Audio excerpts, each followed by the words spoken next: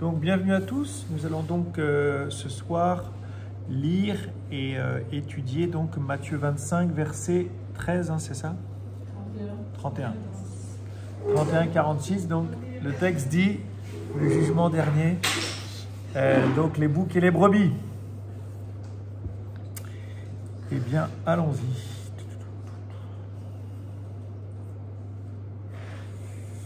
Donc nous sommes, donc rappelez-vous, nous sommes à la veille de la Passion. Nous sommes à la veille de la Passion puisque la Passion va commencer. Bonjour. Salut Arnaud. La Passion va commencer au chapitre suivant, hein, d'accord? Et juste avant, nous avions la parabole des talents. Et encore avant, la parabole des vierges folles et des vierges sages. Hein. C'est intéressant quand on lit comme ça un passage de lire ce qui précède et ce qui suit. Surtout que ce passage est quand même difficile, hein, avec les discussions qu'on a eues en groupe. C'est quand même un passage qui est difficile à accueillir, à accepter et j'allais dire, à pratiquer. Enfin, donc, il n'est pas si difficile que ça à pratiquer en réalité, mais on va y revenir. Quand le Fils de l'homme viendra dans sa gloire et tous les anges avec lui, alors il siégera sur son trône de gloire. Donc cette expression, cette association du Fils de l'homme, de la gloire, ça fait bien sûr référence à la fin des temps. Le Fils de l'homme, c'est donc la figure mystérieuse de l'Ancien Testament, que l'on retrouve notamment dans les livres prophétiques que sont Ézéchiel et Daniel, et qui sont aussi des textes qu'on appelle aussi apocalyptiques, ou en tout cas ce qu'on appelle des apocalypses. Apocalypse, révélation. Donc, le Fils de l'homme, ça fait référence donc à une vision du prophète qui voit comme un fils d'homme, comme un homme descendre, etc., etc. Il y a toute une description. Jésus, donc l'évangéliste, met dans la bouche de Jésus, on dit cette titulature, ce titre de Fils de l'homme, d'accord? Donc Jésus lui-même se serait donc identifié à ce Fils de l'homme, c'est-à-dire à ce juge des temps derniers. Alors moi, je me suis amusé là, en préparant notre passage, à reprendre toutes les mentions du Fils de l'homme dans Matthieu. Je vous les donne. En 8-20, il n'a pas où reposer la tête. En 9-6, il a le pouvoir de pardonner les péchés. En 11-19, il mange et il boit et il est l'ami des pécheurs et des publicains. En 12-8, il est maître du sabbat. En 12-32, on apprend que parler contre le Fils de l'homme est pardonnable, mais parler contre l'Esprit Saint n'est pas pardonnable. Il sera 3 jours et 3 nuits dans le sein de la terre, 12-40. À la fin des temps, il enverra ses anges qui enlèveront de la terre les scandales et les iniquités. Ça, c'est la parabole du bon grain et de l'ivraie. On dit du Fils de l'homme qu'il est le Christ. Ça, c'est Pierre. Que disent les hommes du Fils de l'homme, hein? C'est la question de Jésus. Et Pierre répond, il est le Christ, tu es le Christ, le Fils du Dieu vivant. Donc, il y a une identification très claire. Il reviendra à la fin des temps pour rétribuer en fonction des œuvres ceux qui doivent perdre leur vie à cause de lui. 16-27. Donc déjà, il a déjà bien parlé du Fils de l'homme, hein. Il doit ressusciter les morts, 17-9. Il souffrira des hommes, ça c'est plus étonnant, en 17-12. Il doit être livré aux mains des hommes, en 17-22. Il est venu sauver ceux qui sont perdus, 18-11. Les 12 apôtres siégeront à ses côtés sur des trônes, et lui siégera sur son trône de gloire, 19-28. Il sera condamné à mort par les scribes et les grands prêtres, 20-18. Il vient non pour être servi, mais pour servir et donner sa vie en rançon pour beaucoup. 20-28. Son avènement sera comme l'éclair. 24-27. Et son avènement sera pareil au jour de Noé. Le déluge emportera tous les hommes. 24-39. Il faut se tenir prêt car il viendra à l'heure où on ne l'attend pas. 24-44.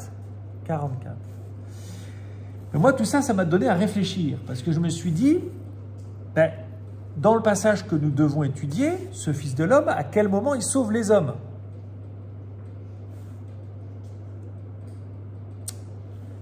Ben, il ne sauve pas les hommes à ce moment du jugement, parce que le jugement, c'est au contraire, j'allais dire, le terme du salut. Il n'y a plus de salut là. D'accord? Il y a un jugement, là maintenant, le salut, il est fait. Et donc, le jugement va distinguer entre ceux qui sont sauvés et ceux qui ne le sont pas. Et comment ont-ils été sauvés? Comment le Fils de l'homme les a sauvés? C'est quand même intéressant. Le Fils de l'homme les a sauvés en s'identifiant aux pauvres. Comment le Fils de l'homme les a sauvés? Il les a sauvés en s'identifiant aux plus pauvres. Ça veut dire que Jésus s'arrange pour que je sois sauvé si j'aide un pauvre. C'est intéressant quand même. Ça veut dire que le texte que nous avons entendu, c'est une miséricorde alors. Parce que pourquoi est-ce que je serai sauvé par Dieu parce que j'aide un pauvre? Il n'y a pas forcément de connexion entre les deux. Aider un pauvre, donner un verre d'eau à quelqu'un d'assoiffé, en quoi ça me donnerait la vie éternelle? Il n'y a pas de raison, a priori, il n'y a pas de raison qu'il y ait un lien. Visiblement, s'il y en a un, parce que celui à qui je vais donner le verre d'eau, c'est Jésus lui-même. Donc merci Jésus de s'identifier aux plus pauvres. Merci Jésus de s'identifier aux plus pauvres. Nous sommes donc dans un registre de miséricorde, non? Merci Jésus de s'être identifié aux plus pauvres. Et comment Jésus s'est-il identifié aux plus pauvres? Comment je sais que Jésus, ce n'est pas une image, que ce n'est pas une parole en l'air? C'est que Jésus est mort en croix. Donc il est allé encore plus bas que le plus pauvre. Il est encore plus pauvre que l'affamé. Il est encore plus pauvre que celui qui a soif. Il est encore plus pauvre que le nu. Il est encore plus pauvre que l'étranger. Il est celui qui est condamné à mort de manière injuste sur une croix dans un supplice absolument abominable. Donc c'est une miséricorde en fait ce passage. Moi c'est comme ça que je le reçois. C'est une miséricorde. C'est-à-dire que Jésus veut tellement que les hommes soient sauvés qu'il va s'identifier au type le plus pauvre qu'il est évident qu'il faut aider. Il n'y a pas d'effort pour aider quelqu'un qui a faim. Il n'y a pas d'effort à faire. Normalement, il n'y a pas d'effort à faire. Votre cœur ne peut que se laisser toucher par la pauvreté la plus extrême. Et moi, ce qui m'a touché, c'est que ces pauvretés qu'il décrit, elles sont évidentes. Vous ne pouvez pas faire comme si vous ne les aviez pas vues. Parce que celui qui a faim, ça se voit. Celui qui a soif, ça se voit. Celui qui est nu, ça se voit. Celui qui est en prison, ça se voit. Celui qui est malade, ça se voit. Vous voyez? Et donc, c'est facile. En fait, c'est facile d'être sauvé. C'est la conclusion. Il suffit d'aider ceux qui sont les plus pauvres autour de vous.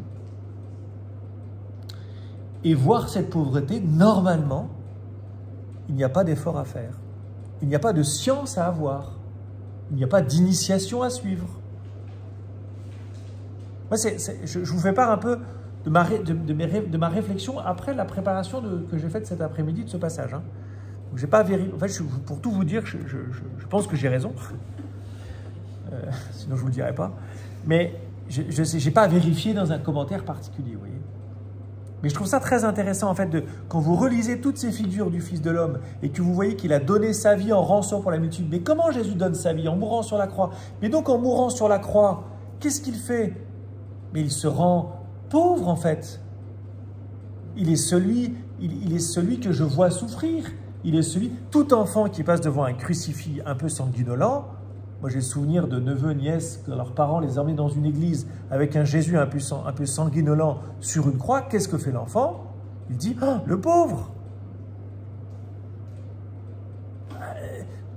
Tout homme un peu, comment dire,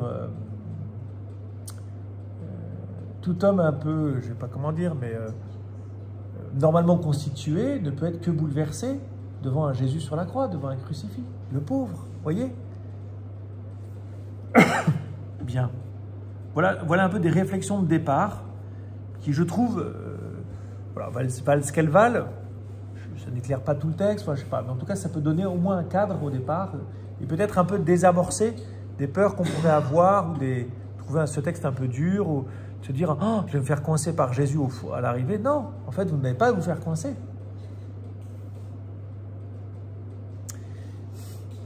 Alors, toutes les nations seront rassemblées devant lui. Il séparera les hommes les uns des autres, comme le berger sépare les brebis des boucs. Il placera les brebis à sa droite et les boucs à sa gauche. Alors, Jésus ne fait pas de politique, hein, sur la droite et la gauche. Il y a cette image. Donc, d'abord, toutes les nations, ça veut dire que ce jugement, et ça, vous l'avez compris dans la suite, puisqu'ils n'ont même pas vu le bien qu'ils avaient fait pour Dieu. Ils ont vu le bien qu'ils avaient fait aux pauvres, mais ils n'avaient pas vu le bien qu'ils avaient fait à Jésus. Parce que je pense que ce n'est pas une question de foi, d'accord? Ce jugement concerne tous les hommes, toutes les femmes, de tous les temps. Aussi bien l'Inuit sur sa banquise, que le sauvage, enfin le sauvage, entre guillemets, que l'Indien dans la forêt amazonienne, que l'habitant de Paris. C'est universel. C'est pour tous et tout le temps.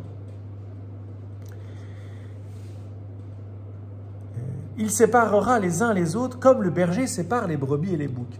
Cette image du berger, elle vient d'Ézéchiel, hein, notamment, puisque dans Ézéchiel, Dieu lui-même, par la bouche et par les écrits du prophète, a annoncé que lui-même viendra se faire le berger de son peuple. Parce que quand il voit la défaillance des bergers, c'est-à-dire des rois, des prêtres, etc., il dit, mais moi je vais... Donc vous voyez, c'est toujours une question aussi de miséricorde, là encore. C'est-à-dire que la figure du berger, c'est la figure du bon berger. Dieu est bon. Donc ce texte, il veut me donner un aspect, enfin il veut me révéler toujours la bonté de Dieu. Où est-ce qu'elle est cette bonté de Dieu? Je reviens sur ce que je viens de vous dire. Cette bonté de Dieu, elle est dans l'identification de Dieu aux plus pauvres. Et la miséricorde qui m'est faite, enfin bon, j'ai déjà dit, mais on y reviendra. Voilà. Donc ce sera le jugement effectivement définitif. De là, hein, l'Église, hein, notamment à partir de ce texte, l'Église a toujours tenu qu'au jour de ma mort, je ne pourrai plus me convertir après ma mort.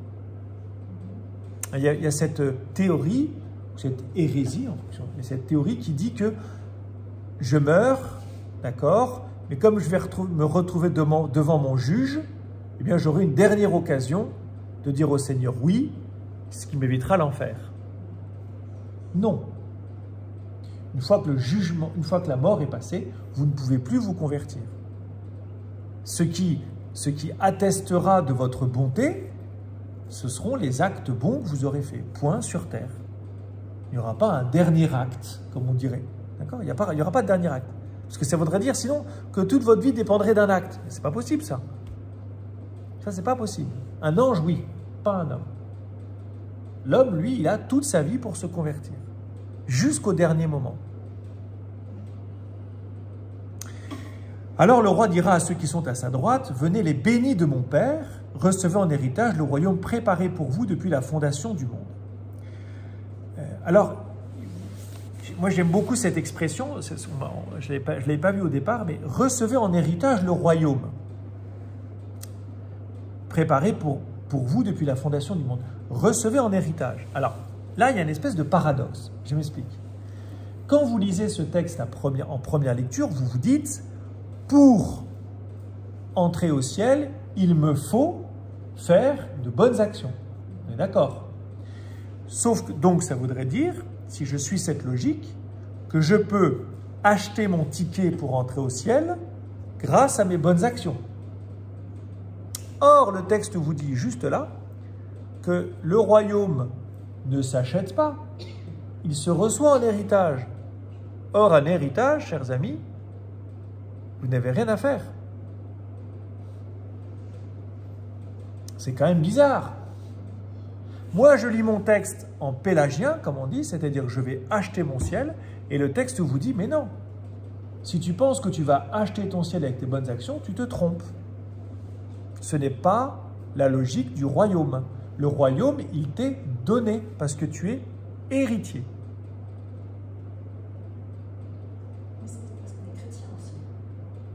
il dit, venez les bénis de mon Père, recevez en héritage le royaume préparé pour vous depuis la fondation du monde. Il ne parle pas des chrétiens, il parle des gens qui ont servi les pauvres.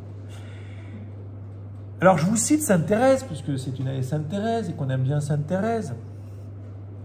Au soir de cette vie, je paraîtrai devant vous, elle parle à Dieu, les mains vides. Car je ne vous demande pas, Seigneur, de compter mes œuvres. Toutes nos justices ont des taches à vos yeux. Je veux donc me revêtir de votre propre justice et recevoir de votre amour la possession éternelle de vous-même. Je ne veux point d'autre trône et d'autre couronne que vous, ô mon bien-aimé. Si je cite ce texte, c'est simplement pour illustrer ce propos, pour bien vous faire comprendre. Je ne veux pas commenter ici Sainte Thérèse, mais c'est simplement pour vous montrer, effectivement, parce que je suis chrétien, je suis héritier du royaume, parce que je suis chrétien, je sais que je ne peux pas rentrer dans cette logique comptable. Je sais que quand j'arriverai au ciel, j'arriverai les mains vides. C'est-à-dire que je ne pourrai pas m'enorgueillir, entre guillemets, ou compter, je ne peux pas compter mes œuvres. C'est bizarre parce qu'on a l'impression que le Seigneur, lui, va compter ses œuvres-là. Puisqu'il dit, bah, t'as fait ou t'as pas fait? Mais moi, je ne pourrais même pas dire, ah ben si, j'ai fait. Je ne peux pas dire ça. Vous voyez? Je ne peux pas dire, j'ai fait. C'est quand même bizarre. Donc, je ne vais pas plus loin, mais c'est juste pour vous montrer, pour vous faire toucher du doigt une espèce de paradoxe qui est intéressant de creuser pour nous chrétiens. Car j'avais faim et vous m'avez donné à manger, j'avais soif et vous m'avez donné à boire, j'étais un étranger, vous m'avez accueilli, etc., etc. Donc voilà, il s'agit de faire du bien à autrui. La vie de l'héritier du royaume, il fait du bien à autrui. Il ne fait pas du bien à n'importe quel autrui ici. Il fait du bien à autrui qui est vraiment dans la merde. Comme je le disais tout à l'heure, c'est évident. Celui que je dois aider, c'est évident que je dois l'aider. Celui qui est nu, ça se voit. Celui qui est affamé, ça se voit. Celui qui est assoiffé, ça se voit. C'est évident. C'est facile. Normalement, c'est facile. Vous voyez, il n'y a pas d'ambiguïté. Il n'y a pas de... Vous devriez quand même vous intéresser aux gens pour savoir s'ils ont besoin de quelque chose. Pas du tout. Le prisonnier, c'est évident qu'il est en prison. Je veux dire, le malade, c'est évident qu'il est malade. À l'époque de Jésus, ce n'est pas une petite grippe, évidemment. Alors les justes lui répondront, « Seigneur, quand est-ce que nous t'avons vu? Tu avais donc faim et nous t'avons nourri. Tu avais soif et nous t'avons donné à boire. Tu étais un étranger et nous t'avons accueilli. Tu étais nu et tu en tas. » Et le roi leur répondra, « Amen, je vous le dis, chaque fois que vous l'avez fait à l'un de ces plus petits de mes frères, c'est à moi que vous l'avez fait. » Alors ici, il y a beaucoup de choses. D'abord, il y a les justes. Les justes lui répondront. Je vous rappelle que la justice, être juste, dans l'évangile de Matthieu, c'est bien se comporter devant Dieu et vis-à-vis de Dieu. La justice, ce n'est pas d'abord la justice sociale telle que nous, on l'entend. La justice, c'est rendre un culte à Dieu. Ce que Jésus va confirmer, puisque tu as rendu un culte à Dieu à partir du moment où tu as vêtu celui qui était nu. Puisque celui qui est nu, si tu as vêtu celui qui est nu, tu as vêtu le Christ, et en vêtissant le Christ, je ne sais pas comment on dit, tu as vêtu Dieu lui-même. Autre chose, ils ne voient pas. Ils sont aveugles. Qu'est-ce qu'ils ne voient pas? Ils ont vu le pauvre, eux, évidemment. Tout le monde voit le pauvre, même celui d'ailleurs qui ne fait pas. Ils ont tous vu le pauvre, ils ont tous vu la détresse du pauvre. Ce qu'ils n'ont pas vu, ça, on peut les comprendre, ce qu'ils n'ont pas vu, c'était Jésus. Mais moi qui lis le texte, maintenant je le sais. Je sais que quand je sers un des plus pauvres qui m'entoure, je sers Jésus. C'est intéressant pour nous. Mais vous voyez, ça a des conséquences en fait dans ma vie de foi. Ça a des conséquences. Quelles conséquences ça a? Vous voyez? Quelles conséquences ça a de le savoir? Normalement, ça ne devrait pas me donner plus envie de servir. Normalement, ça ne devrait pas me motiver pour servir le plus pauvre. J'espère que ce n'est pas une motivation supplémentaire. Normalement, non. Sinon, je suis le plus malheureux des hommes. Ah, ben peut-être alors. Peut-être que moi, je suis le plus malheureux des hommes. Peut-être que moi, si j'étais appelé à lire ce texte et que j'étais dans le deuxième, j'étais dans le wagon des boucs, et que j'avais un cœur tellement dur que Jésus m'a fait lire ce texte pour me dire, mais attends, en servant le plus pauvre, tu vas me servir moi. Ah ben alors, ben je vais m'y mettre alors. Double miséricorde. J'ai peut-être un cœur tellement dur qu'il a fallu que je lise ce texte pour... Peut-être, je sais pas, c'est pas dans le texte, donc je vous donne une interprétation là qui me vient comme ça. Mais peut-être qu'en lisant ce texte, je m'aperçois effectivement que moi qui me dis ami de Jésus, bah, en servant le plus pauvre, je sers Jésus. Ah bah alors peut-être que je vais m'y mettre. C'est un peu malheureux, mais il a fallu ce texte-là pour m'y mettre, mais peut-être que je vais m'y mettre. Ensuite, il y a une double identification. Premièrement, le plus pauvre est frère de Jésus. Et encore plus que cela, Jésus s'identifie à son frère, puisqu'il dit « c'est à moi que vous l'avez fait ». Donc je dis une double identification, c'est-à-dire que Jésus dit « il est mon frère », c'est une espèce d'adoption, intéressant. On parle souvent d'être adopté par le Père, nous sommes des fils d'adoption, nous sommes des fils et des filles d'adoption, nous avons été adoptés par le Père. Ici, celui qui est adopté par le Père, ce n'est pas le baptisé, c'est le plus pauvre, qui devient frère de Jésus. Et plus que cela, Jésus s'identifie à son frère. Mais peut-être qu'il s'identifie aussi à moi alors. Peut-être que lorsqu'on me fait du mal, c'est encore à Jésus que l'on fait du mal. Je ne sais pas. Vous voyez, je file, j'essaie d'aller jusqu'au bout de la réflexion, des conséquences. Ensuite, moi je me suis dit, tiens, donc si être frère de Jésus, c'est avoir faim, avoir soif, être étranger, être nu, malade, prisonnier. Moi, je ne suis ni prisonnier, je ne suis pas malade, je ne suis pas affamé, etc., etc., vous voyez? Mais je peux le lire aussi spirituellement. Spirituellement, ça veut dire quoi? Ça voudrait dire quoi? Par exemple, est-ce que j'ai faim et soif de la justice, comme le disent les béatitudes? Heureux les affamés et assoiffés de justice. Je ne suis peut-être pas un immigré, mais je suis un étranger sur la terre en tant que chrétien. Sainte Thérèse, elle parle d'un exil. La lettre à Diognète, je vous cite la lettre à Diognète, c'est un écrit des premiers chrétiens qui dit ceci: les chrétiens résident chacun dans sa propre patrie, mais comme des étrangers domiciliés. Ils s'acquittent de tous leurs devoirs de citoyens et supportent toutes les charges comme des étrangers. Toute terre étrangère leur est une patrie, et toute patrie est une terre étrangère, parce qu'ils sont citoyens du ciel. Oui, l'étranger, c'est aussi le chrétien. Le chrétien, c'est un étranger spirituel. Nu. Est-ce que je me reconnais nu devant Dieu? Ou est-ce que je me cache comme Adam et Ève? Malade. Je sais que je suis malade du péché et que j'ai besoin de la miséricorde. Comme dit Jésus lui-même, ce ne sont pas les bien portants qui ont besoin du médecin, mais les malades. Je suis venu appeler des pécheurs et pas des justes. Vous voyez? Prisonnier du péché, la libération de Barabbas. C'est dans Matthieu, ça, la libération de Barabbas contre l'emprisonnement de Jésus, l'échange entre Barabbas et Jésus. Vous voyez? Donc moi aussi, je suis frère de Jésus. Peut-être que je ne suis pas affamé, assoiffé matériellement, mais je suis affamé, assoiffé spirituellement.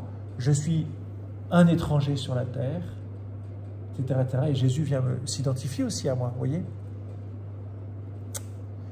Et puis ensuite, alors il dira ceux qui seront à sa gauche. Ici, il n'y a pas de... Voilà, tout à la fin, là, il leur répondra « Amen, je vous le dis chaque fois que vous ne l'avez pas fait à l'un de ces plus petits, c'est à moi que vous ne l'avez pas fait. » Il le reprend en négatif, sauf qu'il omet le fait que les plus petits sont ses frères. voyez, donc positif, il a dit, quand vous l'avez fait à l'un de ces petits, qui sont mes frères? C'est à moi que vous l'avez fait. Là, en mode négatif, chaque fois que vous ne l'avez pas fait, il ne mentionne pas le frère, il dit, c'est à moi que vous ne l'avez pas fait. Peut-être que le bouc qui est placé à gauche et qui finira dans le, comment on appelle ça, dans le châtiment éternel, c'est peut-être celui qui ne l'a jamais fait. Moi, il me semblerait qu'il faudrait au moins le faire une fois pour être sauvé, quoi. Tranquille. Mais il y a un peu de ça quand même. Il y a un peu de ça. Bon, j'ai ouvert des portes. Vous voyez, j'ai ouvert, je veux pas, j'ai essayé d'apporter un éclairage qui m'est peut-être propre, etc. Mais c'est un texte qui est extrêmement riche, qui est compliqué, qui n'est pas facile. Je trouve que c'est un texte aussi qui permet une mise en pratique assez facile.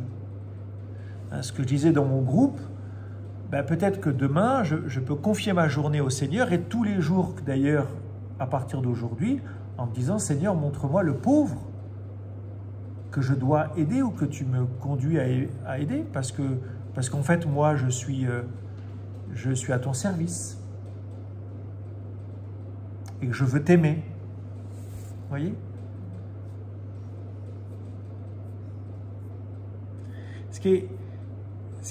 Un autre truc, c'est que autant Jésus, effectivement, s'identifie au plus pauvre, pour que moi je puisse l'aider, c'est une miséricorde qui est faite à moi, qui ne suis pas le plus pauvre. Vous savez, c'est comme un cri.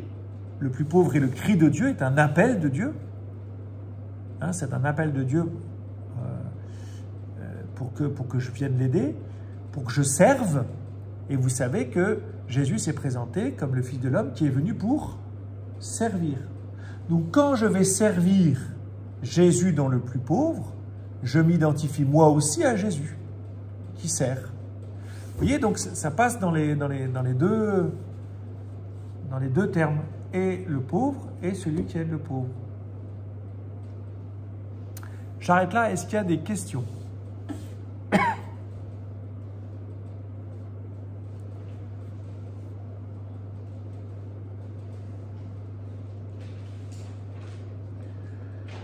Vous n'avez pas de questions, vous êtes sans voix. Il y a Irma qui est perdue entre toutes les portes qui ont été ouvertes. Irma est perdue. Alors, si vous êtes perdu, ben, peut-être que vous pouvez réécouter ce que j'ai dit, ou relire le texte, ou prendre ce texte et le porter dans votre prière. Voilà, Seigneur, éclaire-moi, nourris-moi. C'est aussi une façon aussi de fermer les portes. En tout cas, vous savez, parfois, avec l'Évangile, on essaie de comprendre, on a raison, mais parfois, il faut aussi le prendre un peu de manière simple. Voilà, Seigneur, demain, je vais aider celui qui est nu. Je vais aider celui qui a faim. Moi, il y a une parole que j'aime beaucoup, d'ailleurs, dans l'Évangile de Matthieu, qui dit « À celui qui te demande, donne. » Je vous mets au défi de le vivre demain. Tous ceux qui vous demandent quelque chose, vous leur donnez ce qu'ils vous demandent. Voilà. Prenez ce risque. Vous verrez, personne ne vous demandera 1 million d'euros. 1 million d'euros. Personne. Vous verrez, personne ne viendra vous demander des trucs que vous ne pouvez pas donner. Et même si on vous demande quelque chose d'assez engageant, vous verrez que peut-être que vous ne pouvez pas aller tout à fait au bout, mais vous verrez que vous pouvez déjà donner quelque chose. Mais franchement, ça c'est quelque chose peut-être quelque chose à décider, à confier au Seigneur. Seigneur, demain je veux vivre cette parole sans filtre. Demandez, donnez à celui qui vous demande, ou simplement cette parole. J'étais nu, vous m'avez habillé, ben voilà, Seigneur, celui qui est nu. Normalement, vous n'allez pas avoir grand monde de nus, demain. Mais peut-être que vous allez voir une personne qui va vous demander à manger. Au lieu de vous poser la question parfois, qu'est-ce qu'il va faire de mon argent? Donnez-lui. Vous n'en savez rien en fait. Ça ne veut pas dire que vous devez lui donner 10 000 euros, vous devez lui donner l'intégralité de votre portefeuille, j'en sais rien. D'ailleurs, Jésus ne vous dit pas, il ne demande pas, il vous dit, bah voilà, donne-lui un verre d'eau, quoi. Il a soif, donne-lui un verre d'eau, il a faim, donne-lui à manger, vous voyez. Peut-être aussi que ça peut révéler une vocation de visiteur ou de visiteuse de prison, chez vous, ou de visiteur ou de visiteuse d'hôpitaux. Moi, j'avais une paroissienne qui était très engagée dans les blouses roses, dans un centre de cancer, de cancéreux, enfin, qui soignait des personnes atteintes de la maladie du cancer. Elle était blouse rose, elle était visiteuse, voilà, elle animait des visites. C'était laïque, hein, c'était pas du tout chrétien. Ça peut réveiller. Vous voyez, ce texte, il est là aussi pour nous stimuler dans notre générosité. Hein. On peut entendre la parole de Paul qui dit ne mettez pas un frein à votre générosité. C'est pour ça que le chrétien, il ne compte pas. J'espère que vous n'en êtes pas. Nous n'en sommes pas à nous dire, bon, il faut au moins que je le fasse une fois dans ma vie. Nous, on veut faire encore plus. Nous, on a comme cette joie. En écoutant ce texte, en fait, puisque c'est une révélation, nous avons cette joie de servir Dieu dans le pauvre et le pauvre en Dieu. Enfin, et le pauvre avec Dieu. On fait une pierre deux coups. Je ne sais pas comment dire. On montre notre amour aux pauvres. On peut demander aussi au Seigneur, mais Seigneur, moi je veux bien t'aimer, je vois bien que je t'aime, j'ai un peu de désir de t'aimer, mais le pauvre qui est en bas de chez moi, je ne l'aime pas beaucoup. Ben, donne-moi de te voir dans le pauvre, pour moi aussi pouvoir l'aider, l'aimer. Et puis il y a aussi cette notion de, quand j'aide quelqu'un, ça a été un peu dit dans notre groupe, c'est comment je peux rentrer en relation avec lui. Hein, on peut aider une personne pour s'en débarrasser. On peut donner une pièce pour s'en débarrasser, il va arrêter de m'emmerder. Mais je peux aussi essayer de cultiver une relation avec cette personne. Simplement déjà qu'elle parle d'elle. Peut-être qu'elle n'aura pas envie, bah au revoir. Et en plus, vous aurez économisé, peut-être pas du temps, mais vous aurez économisé de l'argent. Une personne qui me demande quelque chose, bah, comment vous appelez-vous? Oui, essayez de s'intéresser à elle. On n'est pas parfait. Souvent, personne d'entre nous sera absolument parfait dans lui-même. Ben, n'empêche que ça se travaille, quoi. Je sais pas, c'est en forgeant qu'on devient forgeron. Vous ne serez pas Mère Teresa demain. Mais vous pouvez peut-être ressembler un peu à Mère Teresa. Il y a d'autres questions? C'est peut-être un peu long. Hein. En fait, je dis peut-être aussi que je vous des portes ouvertes. Hein. Souvent, en faisant ça, on a même quelque chose d'un bénéfice rapidement. En fait, il y a quelque chose qui se fait. Oui. Pour avoir un retour de la personne, parce que le retour, on l'aura d'une autre personne ou dans d'autres circonstances. Et le fait, alors en plus, si on ajoute un peu un lien avec la personne qu'on aime, c'est vrai que tout de suite, on sent bien fait pour ça. Ouais, c'est une remarque de Pierre qui dit tout de suite, quand on aide, on sent ou on vit ou on reçoit des bienfaits pour soi-même. En fait, ce qui est vrai, c'est que c'est là aussi, ça mérite de creuser cette idée de fils de l'homme, de révélation. C'est que c'est une expérience spirituelle. C'est-à-dire qu'en fait, aider un pauvre, c'est pas seulement matériel, c'est même pas seulement humain, où j'ai du plaisir à avoir de la joie, à avoir donné un cadeau. Ça, on l'éprouve, tout le monde l'éprouve. Mais c'est beaucoup plus que cela. C'est une effusion de l'Esprit Saint. En fait, c'est une effusion de l'Esprit Saint parce que à ce moment-là, je vais servir Dieu. Donc il y a quelque chose de la communion avec Dieu. Certains parlent du sacrement du frère. Tu sais, dans un sacrement de la messe, sacrement de la confirmation, c'est une effusion de l'Esprit Saint. C'est-à-dire que j'ai une telle communion avec Dieu, cette communion entre le Père et le Fils, qui a comme un jaillissement de l'Esprit. C'est pas comme, il y a un jaillissement de l'Esprit. Ça, c'est les sacrements. Et bien là, cette joie que je peux éprouver, en fait, je dois même dire que avec ce que j'apprends dans ce texte, quand je sers le pauvre, il se passe quelque chose de spirituel. Plus que psychologique, plus qu'humain, vous voyez? Parce qu'à ce moment-là, je sers Dieu et je suis en communion avec lui, et donc il se passe quelque chose de spirituel. Et donc certains parlent du sacrement du frère. Une rencontre, parce que c'est une rencontre avec Dieu. Alors, un pauvre n'est pas Jésus au sens, il peut vous voler, il peut être désagréable, enfin, vous voyez ce que je veux dire. Il ne s'agit pas de se dire, Jésus ne dit pas, d'ailleurs Jésus ne dit pas qu'il est le pauvre. Il dit que le pauvre est son frère. Un frère, on a tous des familles, on sait que c'est parfois un peu compliqué dans une famille. Hein. Donc il dit que le pauvre est son frère. Et il dit, quand tu l'as fait à lui, tu me l'as fait à moi. Mais il ne dit pas qu'il est la personne. Hein. Il n'y a pas d'identification, parce que sinon, alors c'est la porte ouverte à tous les abus de la part des pauvres.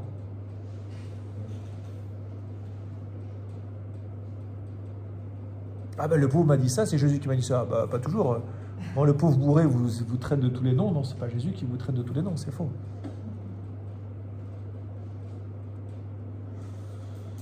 Ça va? C'est bon? Je vous propose qu'il est assez tard, je propose qu'on achève là. Et puis on peut prier les uns pour les autres maintenant. Bonne soirée. Merci.